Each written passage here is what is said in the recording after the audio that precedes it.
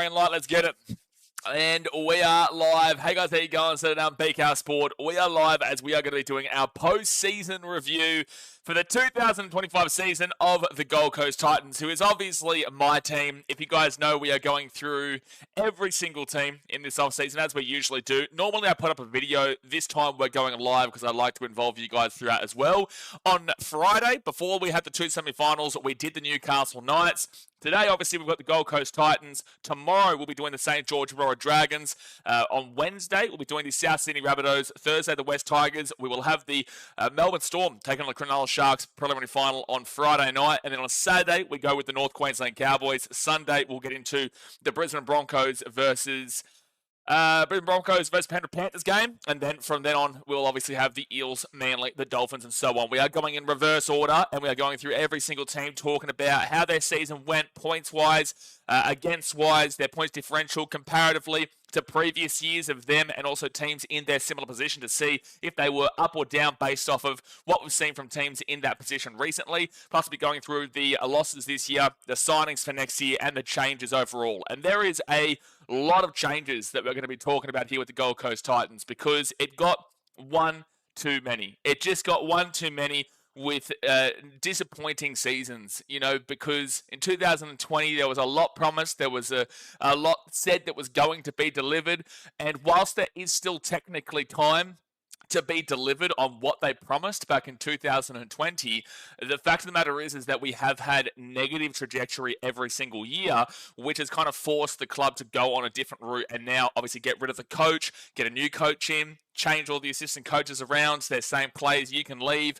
You've got the ownership going from a split ownership to a complete ownership for the Frizzels, and then everything in between. Anthony LaFranchi going into different roles, Scott Sattler coming in. So look, the point is that this just became one too many years of the Titans disappointing. And as you can see here, and as you know, they did finish in 16th. And a lot of what today is going to be is talking about how this season went, with also there is a bit of a positive spin that I'm going to try and do for my team, because obviously at the end of the day, guys, I am a Titans fan. I am going to be honest about how my feelings are and what I do think about how this club is being operated on right now. But at the end of the day, I do have some positive belief in a new direction, because at least it is a direction, right? We didn't have a direction, and now we do have a new direction. But this is all, towards the back end of the year. Obviously, most was still being played out for 3/4 of the season before everything to shit hit the fan. It was looking likely to get a wooden spoon, which they were able to avoid in the end, where the Knights obviously did finish up there in 17th position. But it just got too far, too many years of disappointment, and the club just said, all right, that's it. We're going to change this around. But guys, like I said, we're going to be smashing it all out here today. We'll probably be here for about an hour to an hour and a half. Obviously, hit that like button. Subscribe if you're new around here. Get into the chat. Let me know what you're thinking. And let's get around the Gold Coast Titans in 2025. Isaac says Titans are winning the comp in 2026. Well, I hope so, Isaac Vandermeer. I hope so, mate. It's a bit of a tough stretch to be thinking they go from 16th all the way to first. But, we have seen crazy things happen before where, say, the Cowboys in 2022, they finished off in, I think, 15th position, ended up getting into the preliminary finals the very next year. It was 2021 to 2022 where the Cowboys got into the preliminary finals. We've seen Warriors go up. We've seen the Dogs come up from out of nowhere and that kind of thing. Also, the Broncos in 2021 came, I think, 14th position, and then obviously made the grand final in 2023. So, look, things can change, man. Obviously, I have high hopes, but I have low expectations, and I feel like that's kind of how you have to operate with this club, because they're always going to sell you a dream, and the dream is always going to be kind of pushed towards you and shoved down your throat, but it just never, ever eventuates. So, just have those high expectations, high hopes and low expectations is how I kind of live my life nowadays with this club. Davo says, I thought the Titans finished top of the table, Blaze. Yeah, well, Davo, I wish, mate. I wish I could say that, but unfortunately, it was not to be this year. Matthew Dixon says, can you see the Gold Coast release date for next year? We will talk about that throughout this stream here today in regards to the thought process on what players are likely to have been told to move on, because there was, I think they said that 16 or 17 players have been told that they can go elsewhere. That is via rumour. I'm actually not too sure. I don't have the ability to go onto the article and see if they've actually named the players or whatnot, but I'll give you a good understanding for what I believe and from what we kind of have seen. That doesn't mean that it is right, but this is all an opinion base anyway. David says, I really hope you guys bounce back in 2026. Does the club need to clean out or just, well, they are doing a clean out. All right, so let's get into how the ladder has been just this year, and then we'll compare it to recent years. So the Gold Coast Titans this year, obviously, they finished in 16th position on 18 points, which was actually equal with the Newcastle Knights, who were also on 18 points. However, there's a very clear gap here in the reason as to why this is minus 300 for the Knights there, and then minus 199 there for the Titans. Obviously, the Titans finished with the second worst points differential, just not just in front, just behind the South Sydney Rabbitohs, who were looking worse off for a long period. But they had minus 181, so it was an 18-point swing in the end. That obviously also came down specifically right to that right to that final game. These two teams actually played, and the Rabbitohs did win that game, which was a big helping hand to them avoiding the spoon. But look, obviously minus 199 is not great, but you can see the difference here between the last place team and the 16th place team, where the Titans actually finished on 520 points and had 719 points against them in comparison to the Knights, who were nearly 200 points worse off than them, and also about 80 points better off than them defensively. But also, that is such a significant gap here between the two, which is why this is such a significant gap. So realistically speaking, the Titans having a solid enough attack, comparatively to the Knights having a really, really poor attack, is what got them out of here. And the fact that the Titans did beat the Knights twice this year, but these two teams are very similar. And this is why for so long at the back end of this season, I kept saying, like, whoever gets it deserves it. If the Knights get the wooden spoon, they've lost to the Titans twice this year, they have a worse points differential, they have been awful, they've got the worst attack in the comp, they deserve it. But if the Titans got the wooden spoon this year, I would have said the exact same thing. Because I feel like a lot of Titans fans have forgotten that this, for mine, outside of the fact we didn't get the spoon, it basically has felt like a spoon season. But I would probably say this has been the hardest year to be a Gold Coast Titans supporter in the club's history. And that is avoiding the spoon. And when they got the spoon in 2011 and 2019, that was technically worse. But I feel like the feelings this year have just been so dramatic because of the constant hype up, the constant build up, the constant promises, and the promise that was made in 2020 that has been severely under delivered upon. So that's why it's been so hard to watch this team, especially when they've given up the most amount of points in the competition with 719. You know, that is an absolute dramatic amount of points. And if you go back into recent years, that kind of defense is going to be coming last position. It is. Luckily enough, they're able to win 6 games, but that is getting into, like, if you compare this actually recently, in recent years, so they came second last with a 719 against. In 2024, the Tigers had 31 points worse off than them. Eels actually had 716 there in third last. But if you go down here into 17th position in 2023, the Tigers had 675 points against them. So basically 50 points worse off there for the Titans this year. And then you go back into 2022, where the Tigers had 679 points against them. Actually, the Warriors had a worse defense that year than what the Tigers did in last position as well, which is obviously similar to the Titans and Knights this year. But that is a clear sign again that it's about 50 points worse off than where the Tigers were defensively over these last couple of years. Maybe not last year, but the 2 years prior to that. And then we go back to 2021, where the Bulldogs, now this is actually quite interesting, because there is quite a lot of teams in 2021 that had a really, really poor defense here, with obviously the West Tigers 714 being 5 better than the Titans this year, and the Cowboys at 748, that was bad, and the Bulldogs at 710. So that was a really bad year overall. But yet, considering how this was a really bad year overall for defenses across the competition, even a lot of these guys up here in the 695 with the Broncos there is quite high, very high actually. Way worse than what the Knights were this year. But the point is that the Titans kind of go smack bang into the middle of this section here, being in the second worst defense of a really bad defensive year. So that just shows, realistically, the Titans' defense has been so poor that it's being compared with recent years of the wooden spoon and how bad those teams' defenses were. So they got very lucky to be able to avoid the spoon by their attack here. And I always say the Titans' attack is a little bit of a facade, especially last year and the year beforehand. Everyone always had this belief in the Titans that they were a very attacking outfit but had no defense. Now, whilst you're right that they had no defense, I'm pretty certain last year they came 4th last for defense in 656 against.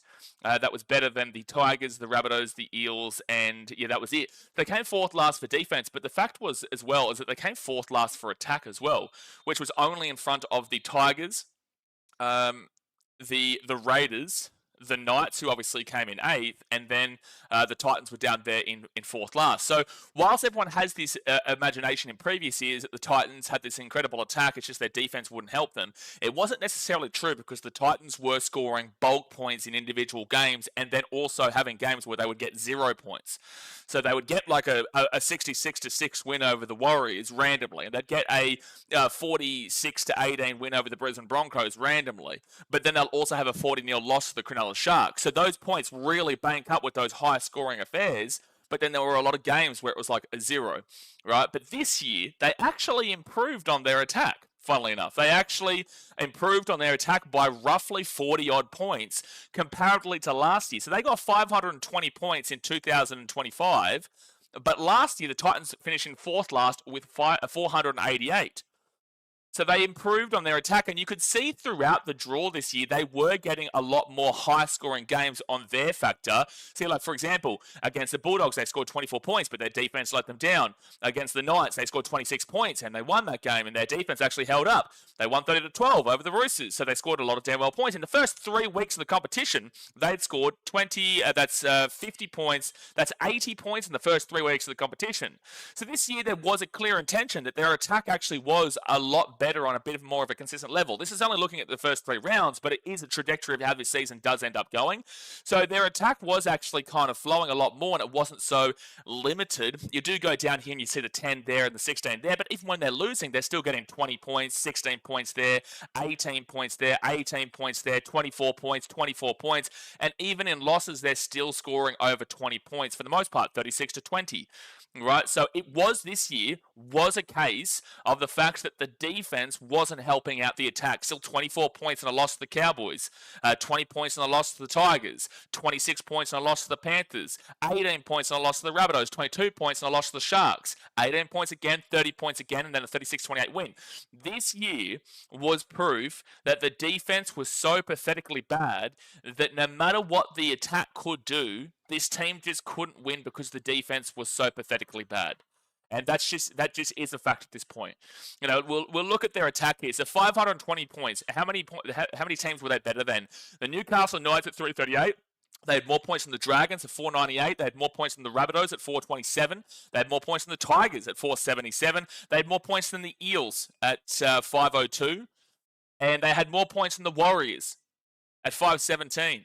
The Warriors came 6th position this year. Bulldogs weren't too far ahead of them at 534, so they were very close to being the 7th worst defense in the competition. They are the 6th worst attack in the competition, right? So that is a big gap comparatively. So they came in 16th position, but based off of their attack, they were 1, 2, 3, 4, 5 here. They were in 12th position for their attack, which isn't anything spectacular, but it was a significant improvement on what we've seen recently. And then you compare that with the defense of 719. They were worse off than everybody. They were the worst defensive team in the comp with 719, which is, considering the Cowboys and how poor they were defensively this year, they could score a lot of points, even though it was only, everyone refers to this Cowboys team as this high attacking team, and it's just their defense that lets them down, but they imagine this Cowboys team is a lot better attacking than the Titans. It's not actually necessarily true, because 520 points here for the Titans across 2025,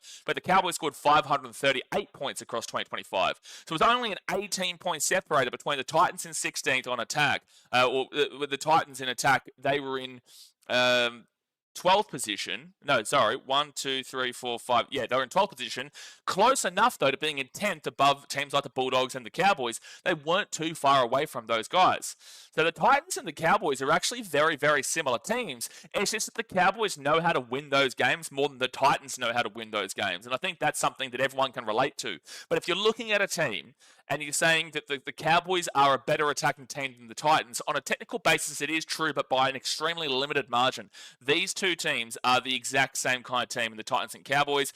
They give up pretty much the same amount of points. When they did play earlier on, they actually were on the same amount of points against them. And just the fact is that the Titans in the real back end of the year were giving up a ridiculous more amount of points there with the Tigers, the Dolphins, and the Warriors, and the Sharks that really obviously brought them away from the Cowboys. But they are pretty much the same team. They are pretty much the same team. So if you go and have a look at the Titans on the attack this year, 520, to compare that to last year again, they finished in 14th position with 488 points. So that's 32 points better this year than they were last year. So it's basically an entire game and an entire solid scoring game too. 32 points is a good scoring game. So that is, across the season, quite a decent improvement there on the attack. And then you go down to 2023, where they scored 527 points. So actually, this year was worse off than 2023, where they scored 527, still gave up a lot of points there. We'll get into that in a second. But 527. So they were 7 points worse off this year than 2023. And then we go to 2022, where they scored 455 points. So this was a dramatic increase there. So they're a bit fluctuating on the attack, which is kind of where I'm talking about in regards to the facade that their attack does show. But they were worse off last year by a decent stretch. They were a little tiny bit better in 2023. And then you go back to 2022, the year after they made the finals, mind you, they were about 70 odd points worse off than where the Titans are right now. And then you go back to the year they did make the finals, they were at 580. And it's actually quite funny because the Knights who finished in 7th that year, the Titans this year had 100 more points than the Knights who finished in 7th that year. But the Knights also had a minus 143 points differential that year, which was quite crazy. And it shows the difference between a team that sucks but can still win, right? And that's why the Knights didn't do much in that finals that year. They suck, but they can still win. And if you look, there's no reason that these two teams, anybody outside of the top 6, there was no chance of them going through the first round effectively. But 580 this year, so they were 60 points better off. But that's a significant enough gap. But it's not something crazy. It's not like it's something crazy to really focus on, the 60-point gap there. Titans actually this year weren't a great deal behind here. And even if you look here, the Sharks in 9th position, they were on 520, which is exactly what the Titans got back this year. 520, so a very similar team in that regards. A better team attacking-wise than here, that finished in 7th position. And it tells you a story that their attack was actually mixing it in recent years with teams that did push around the top 8. You go back to 2022, the Titans and the Raiders with 524 made the top 8. Which is only 4 points better off. They had better attack than the Raiders and also the Roosters in this year. In 2023, the Titans actually beat them out by about 40 points. And then you go into 2024, where the Knights still at 470. So the Titans' attack is actually, in recent years, being able to kind of push in with those top 8 teams. This year, obviously, they pushed down to around that 12 area and were close enough to the 10th. So the attack is not necessarily the issue, and I will back that now, because last year I wouldn't have backed that. But this year I will back that now. And then we have to move across here to the defensive statistic, which is going to be the one that is going to hurt. So 719 points against, like I said, that is the worst off, and it is by a good old 40 points on the Cowboys, who finished in 12th position there. In recent years, like I said, that does kind of push down to around that spoon area, where the Tigers were in 750. But if you compare the defense on a trajectory from recent years, 719. Last year in 2024, the Titans had 656 points against them. So that is basically a good 70 points worse off. That is basically 70 points worse off in defense from last year, where they finished in 4th last. Because this team finished in 2nd last this year, 4th last year, 4th last year before, 4th last year before that, and obviously 8th year before that. So it has been a constant trajectory downward, despite the consistency of those 3 4th last in a row. It is a constant trajectory downwards. And that's why, if you think that this has been a success, the Titans avoided the spoon, you are absolutely blatantly incorrect, and that's what they want you to think. They want you to still be happy, despite the fact that it's been incredibly unsuccessful. Incredibly unsuccessful. 2nd last is not an achievement. Avoiding the wooden spoon is just simply not an achievement. I'm just going to read into the chat here. Olivia Reed, member for 29 months. Get around you. Appreciate you, Olivia. Good luck this weekend. And Olivia says, with an $8 donation, says, forgot my dono yesterday. Gee whiz, Olivia. I was crying all night. You forgot your donation yesterday. No, you're all good. Appreciate you for the dono, Olivia. And then we'll obviously get back into it. So yeah, the Titans last year, 656. That's a 70-point swing. Worse off for the Titans. The year before that in Titans in 2023, they had 653 points against them. Is that better? That was 3 points better than 2024. So there is, again, that constant trajectory downwards. 653 is a good old 70 points better, again, than where the Titans finished this year, but a little bit better than 2024. And then in 2022, it was 660. So that was a little bit worse off than both of those, but they're all very middling areas. But still, despite the fact how poor they were defensively here, it was pretty much 70 every single season. And then you go back to the year they made the top 8, 583, that is 140 odd better points off than what the Titans finished on this year. So again, the constant trajectory downwards with that consistency in the middle of being bad, and then they just took it that next step to be even worse this year. You can't argue with that fact. It's not an opinion based off of that. That is a fact based off of what we're seeing statistically here. Everything is showing a trajectory downwards. The 3 years in a row that they finish in 4th last, the trajectory has been completely downwards. So if anyone disagrees with the fact that the club has obviously taken an internal review and said that this is just simply not good enough, and that they've got to get rid of the coach, and they've got to get rid of this, and they've got to get rid of that, and they've got to change up this organization. If you disagree with that, well, then I don't know what you're looking at.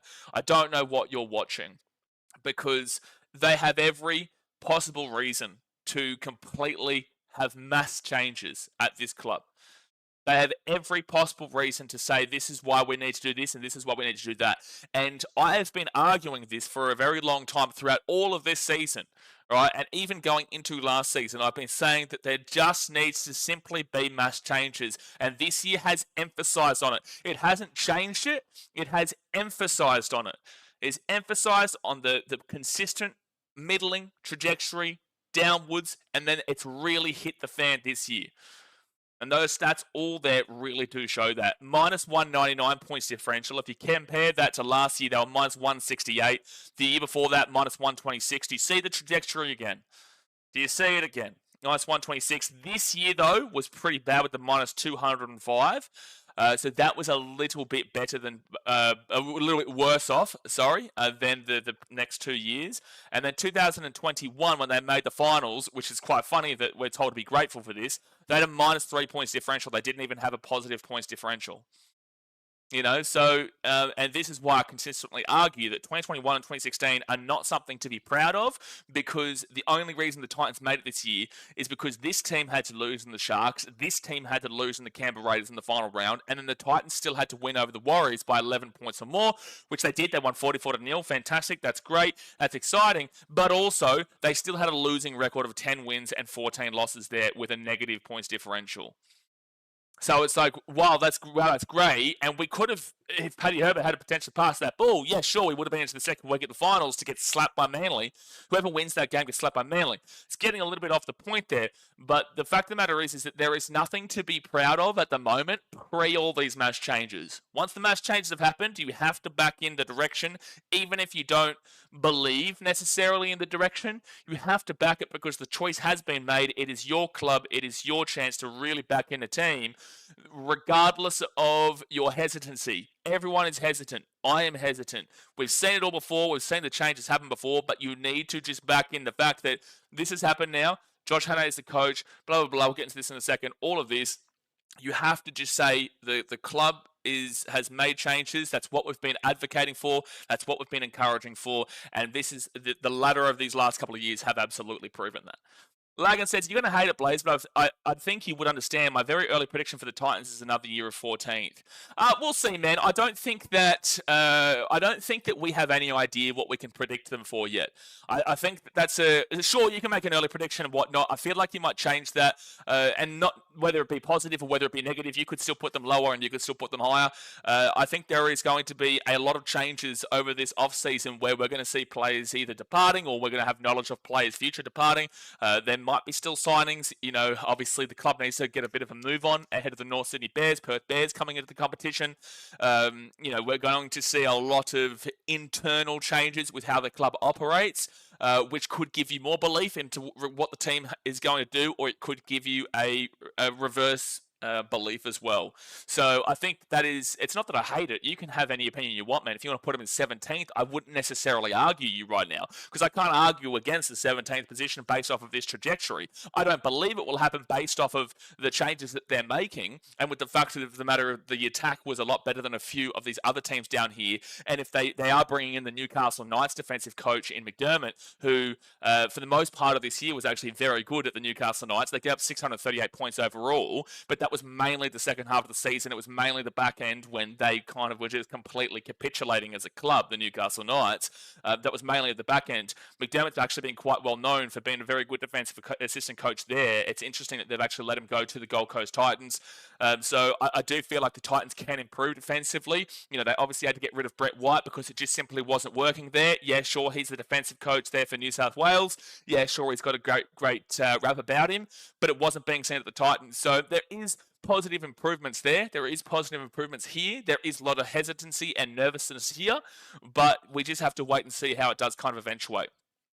Viz says, good to see you again, mate. Get around your Viz. Yeah, exactly right, Jay. Daniel Bates said, I'll be brave enough to say the NRL is the toughest league to predict positions-wise of any sport in the world. Look, I think sure. Like I don't know.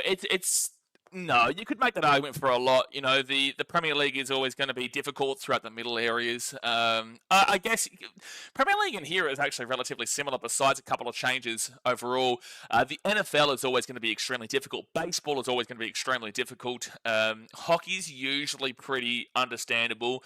NBA is usually pretty understandable. AFL is usually, I would say for the most part, people have a good idea about it, but it's just the NRL this year has been really difficult comparatively to recent years. Like last year was really kind of understandable where the season was going down. 2023, besides the Broncos and the Warriors, it was kind of understandable where that was going down. But this year has just been completely a mess in regards to a lot of areas. Lagan says, hot take about the 2021 Titans. The Warriors' last round win was the only genuine positive point of that year. Well, no. Like at the end of the day, there was quite a few positives in that year. Especially, it looked like it was a positive trajectory at the time. You're talking from hindsight. It was a positive trajectory at the time. If you look at it from the thought process there, 2020 was when, or 2019 was when they made the promise. But 2020, they just missed out in the finals based off of a shortened season, with it being 20 games based off of COVID. And then in 2021, they went from being in 9th position and jumping into the 8. Whilst it's a negative now, and we don't really take too much appreciation of it now, at the time, it was actually quite a big positive, and it would be harsh to say that the only thing out of that year was that Warriors game, even though that was a very the most memorable time of that year. At the time, we would have been singing a whole different tune, but now we've seen 4 years different down the track, which is now making us question a lot of that, where we're not going to be able to remember the nitty-gritty of what actually went on that year. Because, like, for example, Jamal Fogarty had a good year, solid enough year, but there's still questions there. Paddy Herbert did have a really good year. Outside of that, it just was that pass that really completely derailed him overall. And the Titans did have a bit of positivity going forward, but it just obviously hasn't worked out. But all right, so that's the ladder comparison of the previous few years there. I guess we can look here at the home and away. So at home this year, the Titans were 3-9, which the only team worse off than them was the Newcastle Knights at 2-10. That is just pathetic. It is just pathetic. There is no one arguing that. If you argue and debate that and say that's an acceptable stat line, I'm sorry, but you have no respect for your home fans. Like 3 from 9 there's no respect for the home fans there. 2 from 10, I'll say the same thing about it. You know, even these other teams in the bottom 4, you've got the Dragons on 6-6. They still won 6 games at home. That's double what the Titans did. Double for the Rabbitohs too with the 6-6. We know how their season went. 5-7 for the Tigers. 5-6 there for the Cowboys. So even 2 teams that struggled at home this year still had at minimum 2 more wins than what the Titans had. And then you go up here into a team that didn't even make the top 8 in Manly Seagulls. They were 8-4 at home. The Dolphins were 7-5 at home. You know, obviously the top 8 teams up here are going to be far more superior. Funny that the Raiders were 11-1 at home, despite the fact they lost both of their home finals as well, mind you. But a bit of context there. Point of the matter is that 2 teams that didn't make the 8 in the Dolphins and Manly, 8-4 and 7-5. That is 5 more wins here for Manly at home than the Titans had, and it is 4 more wins at home for the Dolphins than the Titans had. And then even these other strugglers still doubled them for the most part. And we've already spoken about the Knights on Friday. So that's pathetic. That is absolutely pathetic. And then away from home, you are going to see a lot of teams struggle away from home, obviously. Right, 4-8 is still better. The Knights had a better away record than the Titans this year. It's just that 1 win at home that the Titans got more, which was the Tigers game in the last game of the season. This is really, really poor, and it shows you that the emphasis in the competition to get as high as you possibly can is going to be on your home record. The team that came first position of the Raiders was 11-1. They had an 8-4 away record, which is pretty similar to a lot of those teams there in that top four. But for the most part, you are seeing pretty much every team down here, well, in the bottom 8 anyway, every single, well, even the Sharks were 5-7 away from home. They had a losing record away from home. They were just so good at home at 10-2. Even the Sharks had a losing record. Broncos were actually 6-6. You know, every team down here in the bottom 9, though, had a pretty bad away record. So that's why I don't really focus too heavily on it. Obviously, getting a winning record is probably going to put you into the top 8 away from home. But that 5-7 there for the Sharks just shows how good they were at home this year at Sharky Park, where they did go and break a hoodoo that Sharky Park has had, where they haven't won a finals game there at home since 2008. Now, they did that when they beat the Roosters last week. So this is pathetic. This is understandable. I'm not going to hate too heavily on the 3-9 away record, but I will call that disgraceful of the 3-9 there. And it's not like it's anything pretty. Back before 2010, the Titans at Skill Park, which is now Cbus Super Stadium, that used to be known as a fortress. Like, teams just would not. If we quickly go back and have a look, actually. So in 2008 was the first year, I think it was, that we gamed there. 2008, because 2007 we were still at, I think, Carrara and Suncorp, maybe? Was it 2009? Either way, we're just going to go with the home record here. So 7-5, we came 13th, 4th last there. This is a team that had only just come into the competition last year, so understand that in regards to its ladder position, because they do improve. But 7-5 at home, that is a winning record in the bottom 8 at the time. A winning record in the bottom 8 at home, and still finish in 4th last position. Again, very, very new club. Then you go to 2009 to prove this statistic. They were 3rd place. They had an 11-1 record, so same as the Raiders this year.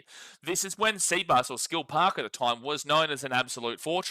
In 2010, people don't know this because a lot of people don't kind of think about back then, but an 8-4 record here for the Titans. They didn't lose many games. I want to see what they had in their spoon year, actually, because it might have been a complete drop-off or not. In their spoon year, yeah, they dropped off completely to 3-9. Tells you a whole different story. Your home games need to absolutely be the crux of finishing high on the table. That you just have to. It just has to be the case, because you can have a losing away record but still finish in the top 5 with a 10-2 record.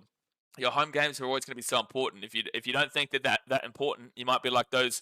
You might be like the Warriors fans who try and tell me the points differential doesn't mean anything. Well, we'll be seeing if they still believe that when we get to their postseason review.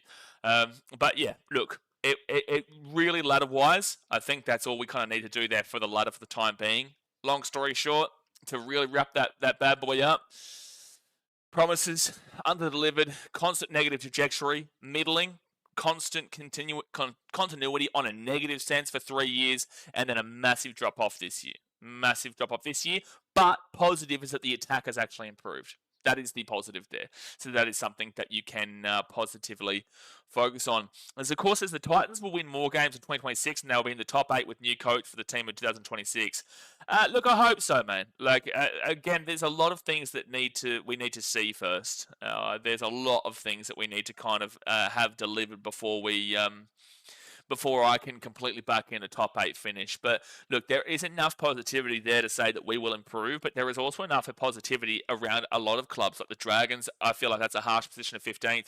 The Rabbitohs are definitely going to be a much better team next year if they've got a fully healthy team. The Tigers looking like they're improving. You know, the Cowboys, I don't think so. I think they are actually going to continue to regress, but we'll see until they get rid of Todd Payton or a couple of things at their club. Then you've got the Eels, who looked fantastic in the back part of the season, so they're going to improve. Manly, they've got Jamal Fogarty coming in. It'll be, I don't know kind of what they are like without Cherry Evans, and also Anthony Seibold still there. I could see them actually regressing, despite the fact they have a pretty well-rounded roster in a couple of areas. I could see Jamal Fogarty and Luke Brooks not working, or Jamal Fogarty and Joey Walsh necessarily not working if they go that place. So there's a lot of questions around Manly. And the Dolphins, I don't even know what they do, because their defense was absolutely pathetic in this back part of this season. If their defense was like that for the most part of this year, they would have given up like 1,000 points. Ooh, geez, I've just clicked on something. I didn't mean to do that. Ooh, no, don't want to do that. All right. So yeah, that is a ladder. So I think now we will move on into, what should we move on into? Player movements. Yeah, okay. Now, we'll go through the contract situation here because obviously this is a big talking point about where the Gold Coast Titans are at right now and what they're going to be doing going into the future with some big long-term contracts at the club. Even though one of them here, it's got Tino Fa'asuamaleaui till 2026. He's actually signed till 2035, so it just hasn't added that. There's a lot of club options and player options throughout that contract, though. Straight Sets Mate says, is the board getting a clean out surely? We will see. We will see. Mitchell Smith says, bit behind, but think it's interesting. Titans haven't had a winning record since 2010. And that's my point, Mitchell. That is my exact point that I continuously make about the fact that we are told to be grateful for 2016 and 2021. What is there to be grateful for there? A negative points differential. You had to rely on other teams losing just to get in, and you didn't have a winning record. So what is there to be positive about? It is just simply a fact there. But that's the mentality of what people in this club have tried to sell to their fans, who have tried to sell to me, who have tried to sell to everyone, that is a positive year. If that is a positive year, finishing in 8th place, getting bounced out first week despite having a losing record and also worse points differential, negative points differential, if that's a positive, then who would want to be a part of your club? Like, I'm with this club. I'm always going to be with this club regardless, but who would want to ever kind of back into who would ever believe in your direction and the mentality that you have as an organization if you think that fans should be grateful for that? Because that is pathetic. That is absolutely pathetic to see as a high achieving season. And that tells you how poor the club has overall been. So absolutely, it is interesting the Titans haven't had a winning record since that long. It is very interesting. But with that being said, teams like the Tigers have been in a similar position. And then obviously worse, the Knights have obviously got into the top 8, but they've had a lot of really poor years throughout as well, with those 3 spoons in the 2010s, plus also the spoon this year. The Eels have been in very similar positions, even cheating the salary cap too. So yeah, exactly right, Straight Sets, mate. They're basically fine with being mid at best. Now, the organisation at the top has looked to be making changes now and have started to make mass changes. But it really does start with everyone in your organisation. Everyone in your organisation has to have high-setting beliefs. You have people there at this club that say that we need to be relentless, not resilient. Right, so they are aiming high. You promised the 2 premierships by 2030 in the men's and the 2 premierships by 2030 in the women's, and you also promised that a Titans fan will be on every seat by 2030. That's not looking great right now, but what that tells me mentally, that tells me that you do have a club that is high achieving in the way that they're setting their goals. It's unrealistic. It is absolutely unrealistic, and it was at the time too, and it doesn't understand the fan base who can't see 1, let alone 2, but you are trying to set the bar high. So then why inside your organisation do you have people that are setting the bar at being grateful for being in the top 8 in 2021, 2016 with losing seasons?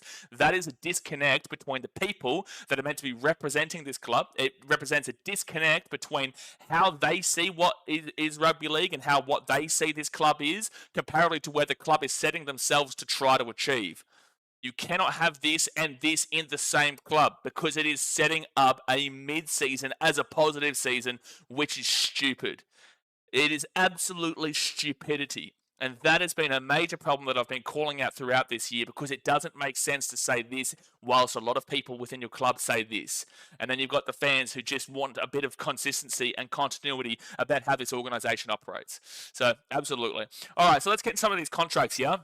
So you've got AJ Brimson here till 2030, which is an interesting one that does need to be brought up alongside Keanu Kenny, who is also signed until 2030. And it does need to be mentioned as well that Jaden Campbell is there until 2026. Now, these 3 guys have obviously either originally been or are still fullbacks, but have been moved into different positions. Jaden Campbell is now the halfback when he originally was a fullback. Keanu Kenny obviously really came in and pushed both of Jaden Campbell and AJ Brimson out of that fullback role.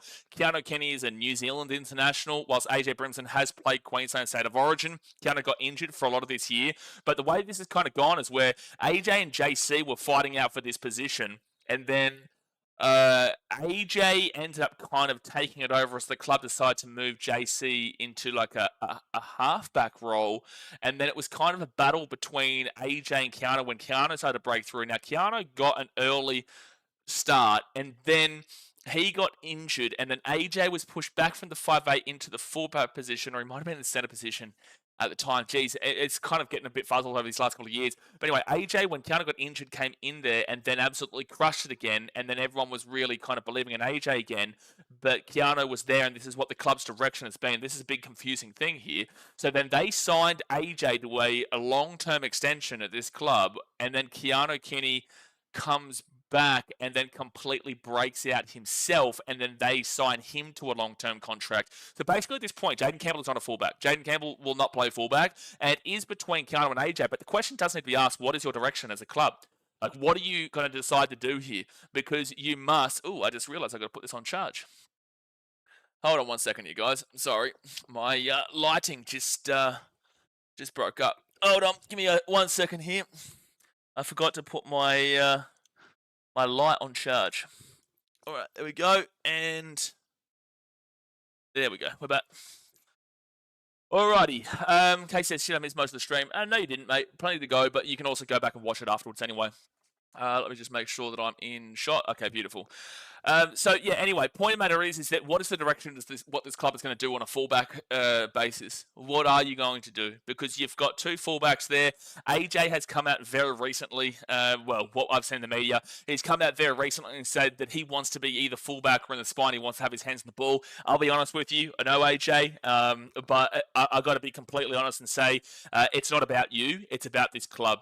You know, it really shouldn't be about you. You shouldn't be saying that you must play in this position. If you care about this club, play where you are put in, because AJ Brimson is an incredible player. He is a very quality player.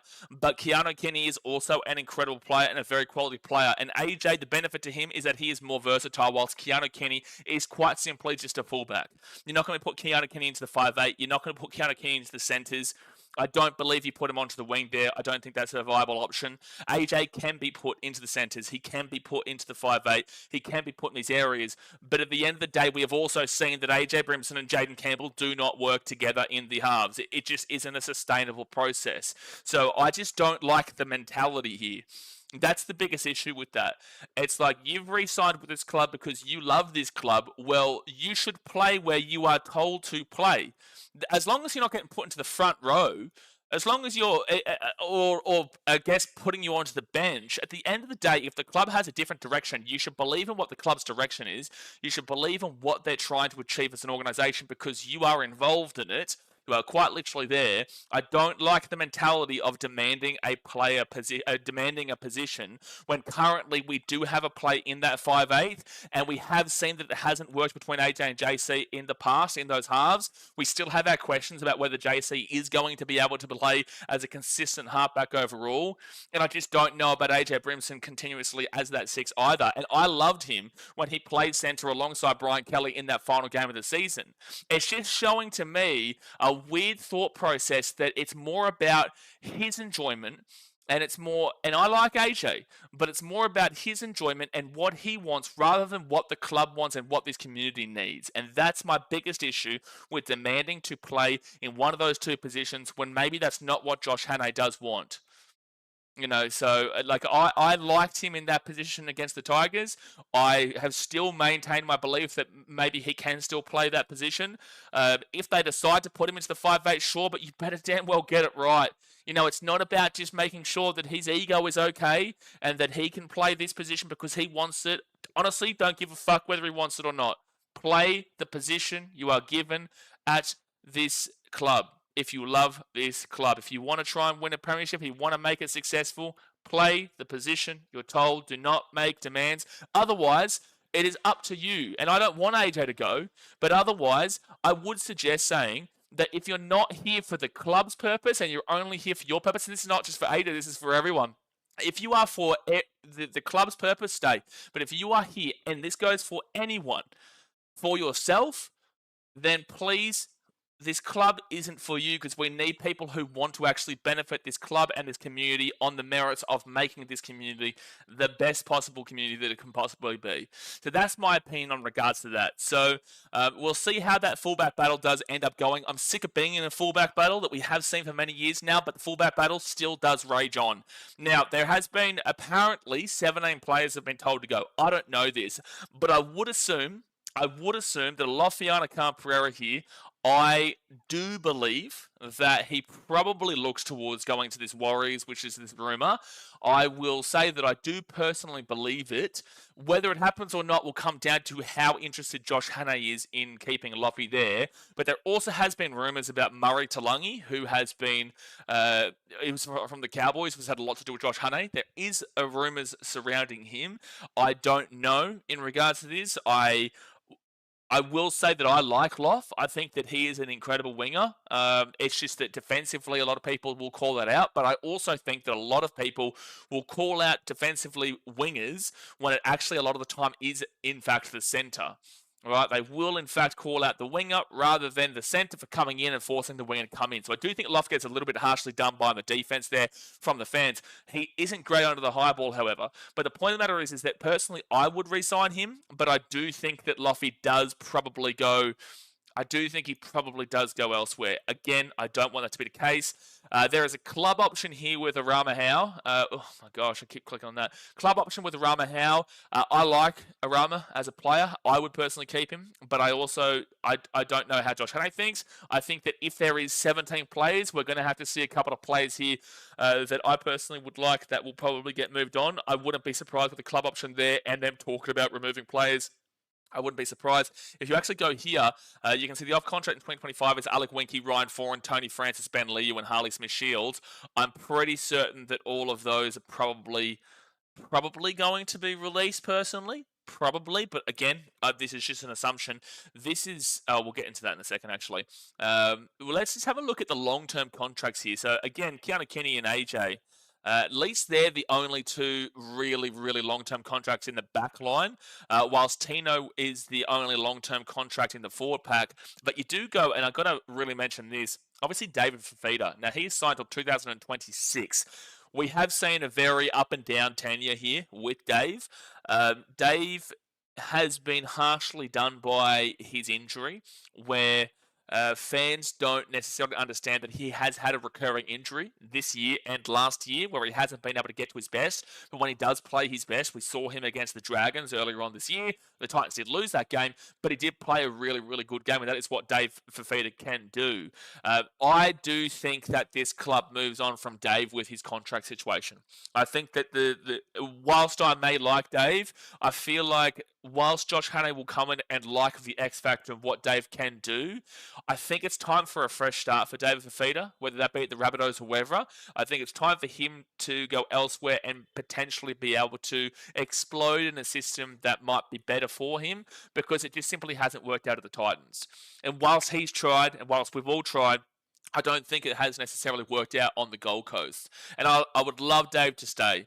We've seen that obviously he has moved out. He's gone to the Roosters and whatnot. I was heavily critical of that at the time because of the way it was handled, and I stand by that, and I think that it was absolutely poorly handled overall. But I think now I've come around to the understanding that it just isn't going to work out with Dave, regardless of how good of a player he may be. I think it's time that we do see him go elsewhere to be that player, because I don't know if we can get it out of him. And I will say that in regards to a lot of these players here, whilst I may like them as players, I don't know how much room they have to actually grow as players from what I can currently see. And that's why 2026 is a really important year to know where this club is at, because we need to see that Josh Hannay comes in and actually gets improvement out of players that were either middling or were either poor to actually get that improvement. But if you want me to suggest what I think, I do think that Dave probably gets let go. That opens up a lot of salary cap space. I don't think this club goes down a direction again of just completely going all out in the forwards. The back line obviously needs to be sorted out a bit, but specifically the halves need to be sorted out very much so. You could argue the 9, but I did think Sam Verrills was doing a pretty good job this year. And if you look at Sam Verrills' contract, he's also got till next year. So it is a very good time here overall, with a lot of contracts kind of being 2026. It's a very good time overall that this club can rethink a lot of what they're doing. They can rethink about their near-term future, let alone long-term future. And I always say to you guys on my streams, you can only really look as a fan base, you can only really look 3 years into the future, and overall, it's kind of a 1 to 3 year span max, because we see teams completely adjust their fortunes positively or negatively in a 2 to 3 year span. Or you can see it sometimes in a 1 year span. But 4 years down the track, next year isn't promised, let alone the next year, let alone 4 years down the track. So that's why I don't necessarily believe in people saying in 4, 5, 6 years' time, any team can win a competition, win a premiership. It's not necessarily the case. We can talk about that in, say, 3 years' time, in 4 years' time, but I really think that there is a window of seeing, of all 17 clubs, I think there's a window of 3 years that you can make a pretty good judgment and guesstimate about what this team is doing, and that's pretty much as far. Would you guys disagree with that in the chat? Please let me know. So ultimately, I would say, obviously it's a big loss there of Kieran Foran, but it was his time to retire. 2027, you've got Chris Randall, you've got Jalen de Groot, Jojo Fafita, Khalees Haas, Moeki Fotuaika, and Regan Campbell-Gillard. That one really gets me going, eh? Like, I didn't see any work ethic from him this year. I'll straight up say that, and I don't usually call players out, but like I dead set never saw any work ethic from him this year. If he's been working hard, then please show us next year. Even though there's a lot of talk that he's off to the Super League and whatnot, and I think he might be off to the Super League. If he is, then sure, great, go. I never usually get to this stage. But he excited me as a player coming in. He excited me as a player, came in and did absolutely nothing, and was really, really poor throughout every single point of this season. Never saw any work ethic, never saw any care factor. And if I'm going to criticize AJ for his mindset in regards to demanding his player position, and I like AJ, and I've known AJ for a while now, then I'm going to absolutely criticize someone who's come in and hasn't shown any personal work ethic from what I've seen on the field. I haven't seen any care factor from what I've seen on the field, and he actively cost us really big time in a lot of games. So I will criticize that. I do hope he goes to the Super League. I hope he smashes it in the Super League and lives a great life in the Super League, but please don't do it with the Gold Coast Titans. That's what I'll say there. Kate says thought Gillard was getting moved on. I did hear this, and I do hear that he's off to the Super League. We will see. If it has happened, then I don't know if it's official just yet, but there has been a lot of significant rumours behind it, and I back it. I back it. Because we're at this point now where we need to be honest with how this club is going, rather than just sitting here and mollycoddling them, which is something a word that someone in this organisation has actually used before with this club. Inside the internal organisation, they still work there too. They've used that specific word. We've got to stop mollycoddling these players, and we've got to start treating them honestly. Well, guess what? That's exactly what I'm saying there in regards to Regan, and there's quite a few that could link up with as well. Like I said, it's only been rumours. Yeah, exactly. It has only been rumours because Regan has come out and said that he's going to be here for the long term. I hope that's incorrect, but it is what it is there. So look, there's space here in 2026 with a lot of players off contract. I do think Phil probably does end up leaving. I would not be surprised if Sam ended up leaving, but then again, I know he does love the Gold Coast. If he gets a contract, I do think he'd probably stay. This is not 2026, that's 2035 with player options and club options, and I do believe he stays. Tukey Simpkins, I actually would love to see him stay on, especially at depth anyway. Jojo that's 2027. This is just so interesting though with Jaden Campbell. Jaden Campbell's the biggest interesting one because it just comes down to he's clearly not a fullback now. I don't think that he's going to stay to be a 14. They've obviously developed him into a 7. Maybe they push him into the 6 to bring in Zane Harrison, or they go a different direction and bring in a halfback somewhere else with the incoming cap space from maybe a loss of David Fafita and whatnot. Right this very second, I don't know, because I love JC. I think he's a brilliant bloke. I think he's a great character. I think obviously he's from the Gold Coast. He has great. His father is Preston Campbell, who was a great legend of this club. But we need to make sure that 2026 we know that he is our future 7. And if he's not our future 7, then if he's not our future 6, then we do have to make a really tough call. We're going to make a really tough decision there. If it doesn't work out and he doesn't get consistency, I know there are other clubs who have asked about it. Oh, well, I don't know about recently, but I know at previous times there have been. The point of the matter is that next year needs to be the year JC truly breaks out across the 27-game season. Hopefully more, but across the 27-game season. And we need to see him break out. Otherwise, it will break Titans fans' hearts, but it would be time to look elsewhere. It would be. So I need him to have a huge year in 2026. Cases, yeah, I agree. He hasn't been the greatest. The moustache won me over in the start, but he's just not the best. Lagan says Simpkins is really underrated for you. I wouldn't mind seeing a full-time bench spot for the Titans next season. Yes, yeah, like there is that, but there was an explosion of Cooper Bye, which needs to be sorted out. I think it was. I don't know if it has been officially sorted out yet. Like the development list here is Alan Fitzgibbon, Zane Harrison, Sam Stevenson, Brock Ray, and Cooper Bye. Brock Ray exploded originally. Didn't see much throughout the season. Was it injury or was it not? I'm not too sure. Cooper Bye had an incredible game in that Tigers game in round 27. That was absolutely phenomenal. Sam Stevenson is a great young prospect. Zane Harrison is an amazing young prospect. And Alan Fitzgibbon, I think there's a lot of similarities with Loft, to be fair. I think there's a lot of similarities. So for people who are criticising Loft defensively, you've got to kind of criticise Fitzgibbon for the similar things, but they both have speed as well. I think they're very similar players there. I personally would take Loft, especially with his try-scoring record overall. But if you're going to bring him in, sure. But development-wise, you must sign all three of these guys, and the other two are just debatable. But Zane Harrison, Sam Stevenson, and Cooper Bye are non-negotiables. You have to maintain these guys at the club. Now, let's go here to the 2026 player movements. So, the game, well, we'll talk about the games here for this year. So, Carter Gordon's obviously a massive inclusion. Now, whether he plays the 6 or whether he plays the 7, but also the thing that really caught me about AJ Brimson here, because he said that he must play in the spine. Well, you're making it harder for this club, and this is what pissed me off, because Keanu is going to play the fullback, and if you don't have Keanu playing the fullback, well, then where do you put him?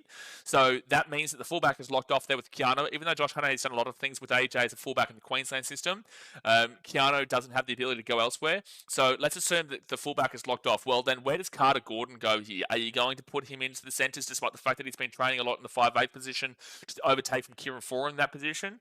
Like Carter Gordon looked absolutely fantastic in that game. Besides that one knock on, he looked really, really good in the centres, but also so did AJ. I just don't know what you're going to be doing here with Carter Gordon, because I think that with his rugby position as well, mind you, in rugby union, and I think with how well he played, I could easily see him in that 5'8" position, and I was actually looking that he was going to be the guy there. Again, we've seen AJ and JC don't necessarily work together overall. So Carter Gordon going to that 5'8" would have been a nice little inclusion, but now AJ has demanded that he's basically going to the 5'8" because the fullback is going to be locked off by Keanu. So yeah, look, I'm a bit frustrated by that, but I feel like Carter could go into the centres if that needs to be the case, but also I hope that if Carter Gordon goes to the centres and AJ goes to the 5'8", that is because Josh Hannay believes it and not just because he's catering to someone who is demanding it. No, I just really hope that. I really, really hope that. Paul Auckland says, I voted bottom 4 for the Titans next year, unfortunately. Thank you for letting us know. You didn't need to really emphasise that, but sure. Lagan says, a positive we can say about the Titans for next year is that Mo is 11 games away from breaking the most games for the Titans record. Yeah, hopefully. Need to see a lot more out of Moe next year. Need to see a lot more out of Moe in 2026, but he's a great bloke for this team and really tough runner of the ball and has played Queensland, but his form did drop off this year and it hasn't necessarily been its peak for a little bit. Now, in regards to the losses we had coming into this year or throughout the year, Aaron Clark was a massive loss there to the Warriors, but also he's been incredible at the Warriors. There was a sharp rise in form. He was good at the Titans and was underrated at the Titans, but he was able to really come out into his own at the Warriors, which has been great to watch. Love Ez. Seth wasn't a massive loss there. Isaac Liu obviously was a pretty positive loss for the club. Joey Stimson was a real hard luck story. It just didn't work out necessarily, but he's a great dude. Tanner Boyd obviously went to the Warriors. That was an end to a period that was really confusing with the Jamal Fogarty to Toby Sexton to Tanner Boyd to outside of those three. Really confusing period in the halfback position. But, Tanner obviously went there to the Wars. Ken Palacia, that was fine to lose. Ken Mamalo, that was definitely fine to lose. And then Josiah Pahulu, that was a big loss to the Storm there based off of controversial things that had happened at this club. So look, this was obviously a big loss, but the 13 and props have been sufficeable. They have been fine outside of Ez, and then same thing goes with Isaac Liu. He was a big part of the team, but wasn't that great overall. And then the club obviously made a big time direction and decision about him. And then with Cooper Bye coming out, that kind of does make that one not as bad as a loss as it looked like. And Josiah hasn't been able to get into the Storm team just yet either. So maybe next year he does, but Josiah hasn't been able to kind of knock up a spot in that the Melbourne Storm roster either. So it does tell you something is quite interesting. Paul says, you're welcome, bro. That's great. Hope you enjoyed the game last week. All right, so 2026 losses. Isaac Fasil Malawi to the Catalans. Kieran Foran is retired. Tom Weaver, Sean Mullaney, Jacob Alekwenke, Ryan Foran, Ben Liu, and Harley Smith-Shields. So that is going based off of this as well, and that is agreeing with this. They've got Ken Mamalo. Ken Mamalo was released at the beginning of the year, no? Wasn't Ken Mamalo released last year? Anyway, so Javon Andrews, he obviously went to the Tigers. Isaac Fasil went to the Catalans Dragons. Kieran Foran retired. That one, I swear, was last year, but sure. And Josiah Pahulu there to the Melbourne Storm was actually 2025. But there is a big game there of Curtis Morin. Now, Curtis Morin is... Let's see how it goes, because Josh Hannay wasn't the one who signed Curtis Morin. Curtis Morin was signed by Des Hasler. It does bring in another forward. Obviously, Dogs fans will have their thought process on Morin. Look, I think that there is definitely room for inclusion there, but it's not necessarily, even though the forwards on paper is an incredible forward pack for the Titans, even on paper, it hasn't necessarily panned out. Maybe Curtis Morin is the kind of guy that does get a lot more just freshness about that forward pack. I don't know. I don't know how they do it. He did tear his ACL, Mitchell Smith. You're right. Yeah, no, you're right. He did tear his ACL. I forgot about that. So Brock Gray is definitely one you could re-sign, but I also think that Brock Gray is getting a little bit older now. No, hold on one second here. How old is Brock Gray? Brock Gray. Ooh, Brock Gray age. What is he, like 27 or something like that? 29 years old. He's 29 years old. So I don't necessarily think, whilst he did show some really good signs at 20, and this is a really harsh thing to say, but we need to be harsh at this point with this club. 29 years old, did his ACL, was looking good beforehand, but 29 years old to make the debut is getting well and truly into your career. I think that no.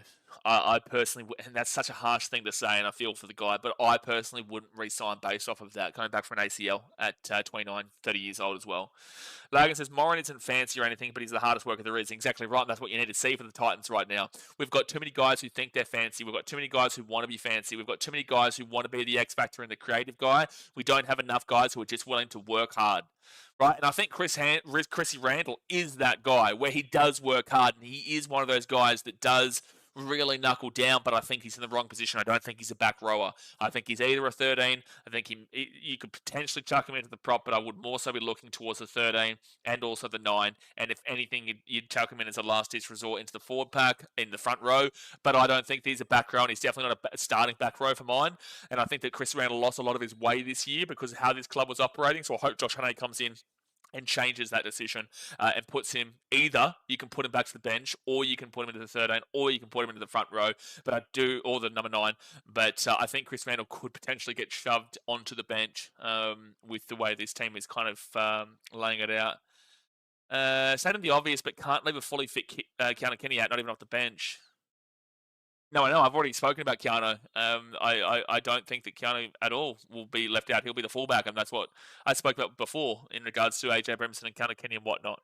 We've already gone through that, man. We've already definitely spoken about all that. I absolutely am of the belief that Keanu Kenny is the fullback there. So anyway, the gains and the losses there. Big game for Curtis Morin, hopefully, with the hard worker. Don't need a lot of that X factor. We've got plenty of that there, so I just need him to come in and work damn well hard, man. I would have liked to have seen Javon Andrews stay, especially with our criticism of the halves. Javon Andrews is a half and did win with the under-19 Queensland team this year and was very good. I don't necessarily mind the Isaac Fasil Malawi one. That was time with Kieran Foran, Ken Mamalo. Again, that's fine. And Josiah Pahulu, I think he's okay. Re-signed these 3 guys, I'm okay with, especially Keanu, Jojo. Jalen has a lot more to prove, but he's super young and has ability. We just need to see him continuously improve. So, look, overall, there is the main concerns that you would be looking with in the Titans positionally is not in the fullback position. There is going to be change with the wing, whether the whole 2 through 5 is very questionable how they will go into 2026. The whole 2 through 5 is questionable. Do they have Loffy on the wing, or do they have Carter Gordon and AJ Brimson as the centres? What are they going to be doing with Brian Kelly, who is still signed for next year, mind you? Brian Kelly is still signed for next year, despite the fact that people are looking for him to go on elsewhere. He is still signed. Does Brian Kelly stay? Is AJ Brimson going to be in the centres? We're going to have... I think Tony Francis is probably off too, actually, because his contract ended this year. And it does have him off contract there. So I feel like he's probably off too. So he's probably not going to be around. But there is a lot of Philip Sami. What's Phil Sami going to do with him still having a contract next year and the Bears not coming in 2027? Jalen de Groot is another one who's just been re-signed, but that was also re-signed before Josh Hanna came in. So there's a whole lot of changes that will happen in that 2 through 5 that we'll need to figure out. The 6 and the 7 is the biggest mind-bending puzzle that you'll ever figure out in your entire life. If you can figure it out and be successful with it, gee whiz, you deserve a Nobel Prize. The front row forwards, you're going to see pretty much the same with Tino Fa'asuma. Well, I hope Tino goes from the 13 to the 10. He's always been a 10. Just keep him running the ball. Don't make him think about the pass, just keep him running the damn well ball. So Tino, guys like Jimmy Dolliffe, Tino, Cooper Bye potentially, even though that could easily be a 13 there. Wake up. They've got plenty of options in the front row forwards. The back row is lacking a little bit in depth if David Fifita is going, but I also don't think that. I think that they can kind of find a way. If Arama House stays, he's got an ability there. Obviously, Bo Firma is a lock for a guaranteed back row position. I really hope Chris Randall doesn't play back row starting next year. Jake Vadewinkie is probably going to be released, I would say, so he's gone. And then Khalees Haas could play back row. Don't mind it if Cooper Bye goes into that 13 position. And then Ryan Foran is off. And that's about it. So, realistically, you would be still seeing that 3-way rotation between Tina Fa'asumalawi, Jimmy Jolliffe, and Blake Fodawaker with the potential inclusion of Cooper Bye. And please, I beg that Regan Campbell-Gillard's not the guy there in the front row. And then, obviously, the 13, you've got multiple options. You could even, to be honest with you, you could completely argue with a guy like AJ there, but they're not going to do that. You've got Khalees, you've got Cooper, you've got a whole bunch of options in regards to that 13. So, look, the Titans aren't too bad in a lot of areas. It's not like they need a complete overhaul in every area. It's just they really need to focus in on who's their long-term halves. If you are trying to get Zane Harrison into the future, well, then is JC just a placeholder? And then what are we kind of doing in that regards? Is Carter Gordon or AJ Brimson going to be that 6, or is JC going to actually be the 6-2 for somebody else who was a 7? And just that 2 through 5. So that's what I would say in regards to how that team situates itself. Dave, remember Hane back from his young Marimba days? Josh Hane was a fantastic player, man. Absolutely fantastic player, and he's done well in his coaching career too. Mitchell says, as a Bulldogs fan, one thing I can say is he's a really hard worker. Always rated him. Just too many other players rose past him. Harry Hayes and the new signings such as Siteli Tupanua. All Bulldogs fans have no ill feelings towards him. Yeah, no, I agree. Yeah, no, he's a hard worker, and he did just kind of obviously lose out to those guys in the end. And Tupanua is obviously going to be above him. Harry Hayes is an interesting one, though. I haven't necessarily seen why he would have overtaken him, but with that being said, it did happen. So, yeah, look, realistically speaking, the club is not actually in an awful situation, but they do need to make some really key decisions on specific plays that fans do love over this next 6 months. And I would say it's before the season starts in 2026, sorry. It needs to be before it. You need to make your decision on Jaden Campbell for the long term. You need to make your decision on David Fifita. You need to make the decision in regards to who's playing the 5'8", because that is a very critical position. You need to make your decision in regards to what's happening with Lofiana Khan-Pereira and how this 2 through 5 is going to situate, because his position, him being on the wing, could easily, if he doesn't continue here, then it could shift a lot of the players in that 2 through 5. And then, yeah, I think that overall you need to make a decision in regards to if Sam Verrills and Chris Randall potentially your 209s. Not that I necessarily back it, but they just need to make a lot of decisions. And now, we can't just keep on waiting. Not just this promise of the future. Supplementary, did you guys secure Pereira? I don't think so yet, mate, and I wouldn't be surprised if he is conversating with the Warriors, is what I spoke about.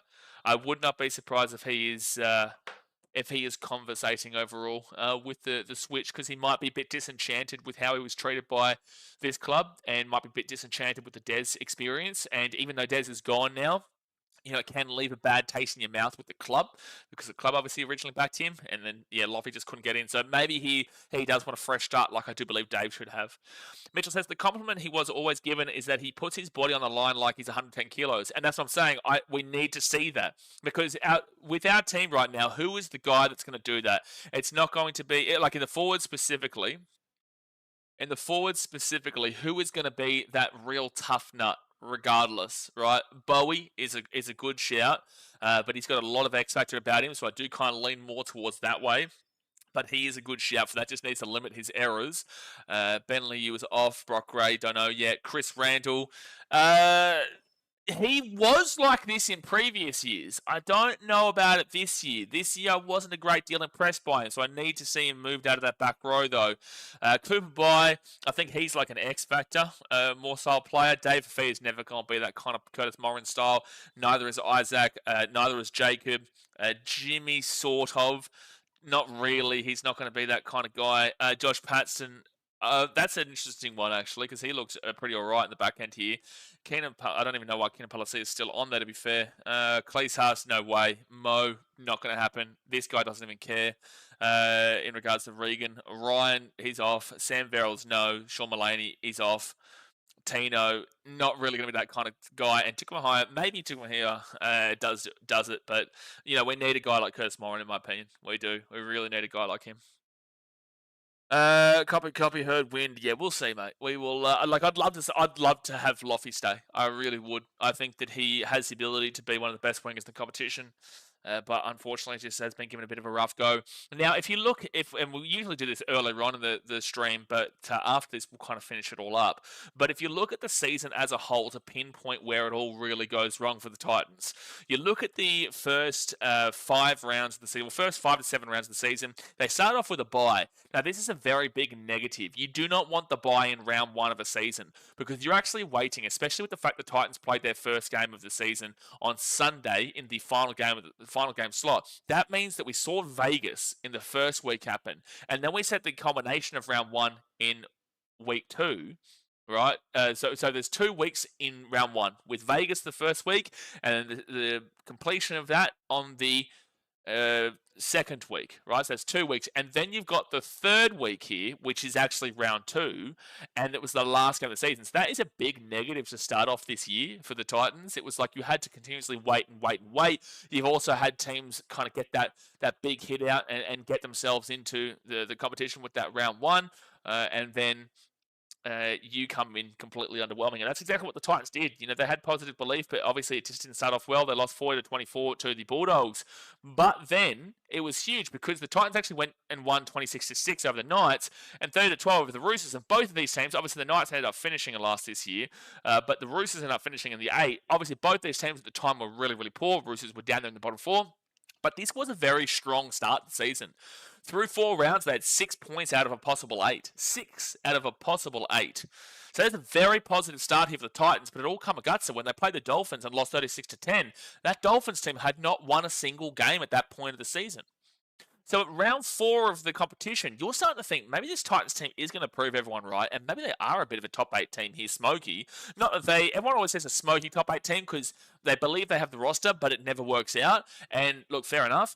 But people were starting to have a little bit of faith there, and then bang, it comes crashing down. 36-10 lost to the Dolphins, who didn't make the 8. 38-16 lost to the Dragons, didn't make the 8. 30-20 lost to the Raiders when they actually led that game to the Titans by a couple of scores. They lost that game 30-12. Lost 50-18 to the Cowboys. Lost 38-18 to the Bulldogs, and then got a win there against the Knights 24-20. But they were down by 20 points and nil at half time. So that was in round 10. So from round 3 or round 4 until round 9, after a really positive 2 wins, 1 bye, and a lost start, they then go and lose 1, 2, 3, 4, 5 straight games. And by big margins too. The closest margin there is a 10-point loss to Canberra when they actually led this game at half time. Or it was like 16-0 at one stage, and then it came back to 16-16. So in the first half, it was actually 16-0 to the Titans at one stage. It just completely fell apart. So overall, great early start, and then just completely fell off the wagon against this Dolphins team, who, mind you, they beat last year. They beat that Dolphins team last year, so that drop-off was just crazy. But it showed you that high-attacking Dolphins team that we did see throughout, especially that point to the middle point of the year. And then after that, they obviously get that comeback win there. They still, again, are still scoring heaps of points and losses, man. 24 points. They're still scoring heaps of points and losses. 40-24 lost the Raiders by 2016 lost to the Storm. That was controversial. It was close enough. The Titans did pretty well in that game. 44-14 lost to the Broncos. That was bad. And then they beat Manly. So like 28-8. So you're seeing right now that this club will go through decent stretches and then kind of just win games out of nowhere. Like they will, like you can kind of pinpoint a lot of the Knights games this year for when they did actually manage to win. You can kind of pinpoint the teams that they got against for those 6 games, but you're never going to predict that the Titans are going to go and whoop Manly 28-8 at the time when Manly were fighting for the top 8 and were basically in the top 8 and were looking really red hot to make the top 8. So there's a lot there that's the Titans are just this random team. Well, they'll go and compete well with the Storm, then they'll go get beat well by the Brisbane Broncos, who were okay at the time, and then they'll go and absolutely whoop Manly before going and losing to a Mitchell Moses and Dylan Brownless Eels, 36-20. You know, what is this team? They're consistently bad. They're consistently inconsistent. They're consistently not consistently bad. They're consistently inconsistent because these points are showing that they have plenty of points in them, even in losses. Like 24 points, and that was after they scored 20 points against the Raiders there. They scored 44 points against the first place Raiders this year. They still scored 18 points against the Dogs there, and they scored 24 points against the Dogs there. That's 42 points against the best defense in the competition this year when they were the best defense in the competition. It's all on the defense. So that's why anyone who's saying that Brett White shouldn't be going, well, I'm sorry, but hello? How can you argue and debate for Brett White? You can think he's a great guy all you like, but statistically speaking, everything here is telling you he wasn't doing a good job at this club. And if you want to blame him or blame others, that's fine, but he is the defensive coach. He is the defensive guy. You can't not look at him. You can look elsewhere, but you have to also prioritize the defensive coach. Just poor defense here, man. Then round 17, lost the Cowboys, 24 points. Lost the Broncos in round 19, 14 points. This was a heartbreaker, controversial. The Titans were probably the better team, but they just found a way to lose. They normally do. This was a weird win. They always seem to beat the Warriors. Lost in a very controversial game to the Panthers. The back end of the season was super controversial in a lot of ways. And then you've got the Titans-Rabbitohs, which was just a bad loss from the Titans. Rabbitohs played poorly too, but just both teams were so bad. It was Battle of the Spoon at the time. And then you got the Sharks-Titans. Sharks whooped them. Titans actually led in that game too, mind you. Warriors beat the Titans in the return game before the Titans had a belter of a game against the Dolphins, but the Dolphins still won. And then obviously this comeback where the Titans were down at halftime, 28-12, and then won the game 36-28, which ultimately avoided the spoon for them. So if you want to see 3 games that really effectively summarize this Gold Coast Titans team, you want to know how this Gold Coast Titans team is this year, the 3 games that summarize their position is, I will say, or their whole season, is the 36-30 loss here to the Dolphins, where it proves they could score points and should be winning the game on attack, but they lose because their defense is so bad. That is one key game there that proves that. Then you obviously will have to utilize this because that's what avoided the spoon with that comeback ability there in that game, which they actually had against them for a lot of these years. But that game will prove a lot there. So there's 2, and then we're going to have to go and really emphasize on a massive loss here. No, again, it's going to be this. It's all in the back end of the season. It's on the back end of the season, the 3 most important games that really summarize what we've seen. But if you want to see the earliest game that would have told you exactly what we're going to be like as a team this year, it is going to be this one here. This one against the Dolphins in round 5. Because despite the fact the Dolphins had won 0 games all season the first 4 rounds, and the Titans were coming off 2 straight wins, and one of them against the Roosters in Sydney, they still found a way to lose 36-10. And that was the derailment of the season right there. No, they didn't compete in a game. No, they didn't make it close. Yes, it was at home as well at Cbus Super Stadium, and they got absolutely whooped, towed up, and absolutely fiddled with. So that right there is the biggest result of this season that summarizes the Titans, but those 3 games at the back end of the year really do sum up kind of what this team overall was as well. So, look, that's the Titans this year. I think if I'm, and as I said before, we're going to finish it up about now, but if I'm going to make a preview, a very early preview of a club that it's very difficult to have an early preview for, I would be looking at this team. Well, I predicted them in 11th preseason. I predicted them in 11th. Obviously, they finished off well lower than that, despite the fact that their attack was actually in 12th, so I wasn't too far on the attack. But I would say that if I was to give an early prediction, I do think there is absolutely every possibility in the world that they could be in the bottom 4. But I think there's also every possibility in the world they could situate about 10th through 13th. I personally wouldn't be having them in the top 8 right now. I don't know if they make a significant amount of rise, comparatively speaking, to the other clubs where there is a lot of competition for the top 8 next year, more so than this year, in the sense that I think the Knights will still be below the Titans next year. I could see a world where the Cowboys are actually below the Titans next year because they're kind of at our stage. They're kind of at the stage now as we were last year, and I think that next year could be their year of breaking point. So for me, right this very second, I could have those 2 teams below them. I could also see World Manly do finish quite low despite their talent in other positions. Maybe their spine doesn't work out with Tom Trbojevic getting a bit on now, doesn't necessarily play to the same capacity. Is it Luke Brooks and Jamal Fogarty, or is it Joe Walsh and Jamal Fogarty, or is it Luke Brooks and Joe Walsh? I don't think so, because it'd probably be Jamal. But the point is that Cherry Evans leaving is huge for that club. We don't know what's going to happen. So I could see World they finish down there. Dolphins, there is a world. So that's why I still, right now, I'm kind of looking at the Titans around that 12 to 14 area, which would be an improvement on this year, but a similar year to previous years. So the highest ceiling that I can early on see would be 9-10. Early. I need to see a lot more proof before I can put them into this top 8, because if there are teams that are going to improve to comparatively go on with what I just said, the Dragons should be better. The Rabbitohs should definitely be better. The Tigers should be better. The Eels will be better. The Roosters will be better, and they finish in 8th. The Panthers will still be there. The Warriors is an interesting one. The Sharks will be there, if not better, if they don't win this year. The Broncos will be there. The Bulldogs will be there. The Storm will be there. And the Raiders are an interesting one, but they'll still be in the top 8. So that's why I still, right this very second, can't put the Titans into the top 8, despite the fact that I'm a devout Titans fan. I need to see a lot more before I can completely back that in. But we'll read another couple of comments here before we do jump off for now. And then obviously we'll be back tomorrow for the St. George Illawarra Dragons post-season review. Gaz Johnson says, hi all. I've watched the Titans quite a few times this year, and on occasions look like a really decent sides, but it's all on a player mentality or bad coaching. Warrington are the same. Look, Gaz, absolutely. Well, the Titans have removed Des Hasler, so Des Hasler isn't the coach anymore. They've got Josh Hannay, who has been a part of the Queensland Origin system for a while. He is the assistant coach of the Cronulla Sharks, who are currently in the preliminary final. As we currently speak, he is there. So it's great to see him get that experience there with another preliminary final for the Sharks. They were there last year. So they are bringing him in, which is a good sign of a direction.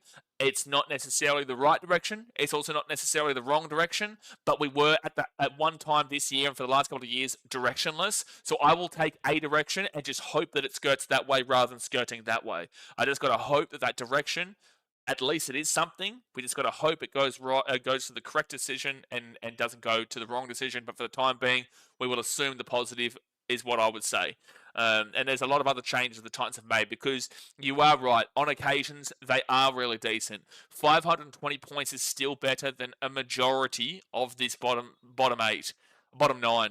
It's better than the Knights. It's better than the Dragons. It's better than the Rabbitohs. It's better than the Tigers. It's not far behind the Cowboys. It's better than the Eels. And it was better than the New Zealand Warriors in 6th position, and not far behind the Bulldogs in 3rd position, who we obviously questioned a lot of their attacks this year, and we saw that on the weekend too. So the Titans can be a decent side. It's just that defense. And that's why it's a very positive sign. They're going in a different direction defensively, that we've got to really hope they get it right this time. We've got to really hope they get it right this time. But guys, I'm going to jump off here for now. I appreciate you as usual. I hope you've had a good time watching this stream. We'll be back tomorrow for the St. George Illawarra Dragons season review, where they did finish in 3rd last. And then on Wednesday, we'll do the South Sydney Rabbitohs. On Thursday, we'll be here for the West Tigers. And then on Friday, we'll have the preliminary preliminary final. Saturday, North Queensland Cowboys. Sunday, preliminary final. Then Monday next week is the Eels. Tuesday next week is Manly. We'll have the Dally M night next Wednesday night. So the Dolphins will be on Thursday. The Roosters will be on Friday. The Panthers will be on Saturday. And then we will have... No, the Panthers won't be on Saturday, sorry, because they're still going. We'll actually have the Warriors on Saturday before the Sunday game, which will be the grand final and whatnot, and we'll finish it off the next week. So plenty of rugby league content to come. We've also got the internationals coming up. Don't forget to go check out BKRtravel in the pinned comment over there. But yeah, exactly right, Monkey Muay Thai. Up the Titans, mate. Hopefully we can do a lot better next year. A bit of harsh criticism needs to be said, but that doesn't mean that you don't love them. Doesn't mean you don't support them. It's just because you're passionate to see change and the correct decision, the correct direction, and you want to see this club succeed. That's what I'll say. But all right, guys, I appreciate you for watching, and I'll see you guys tomorrow. Thanks for watching. Catch you later. See ya.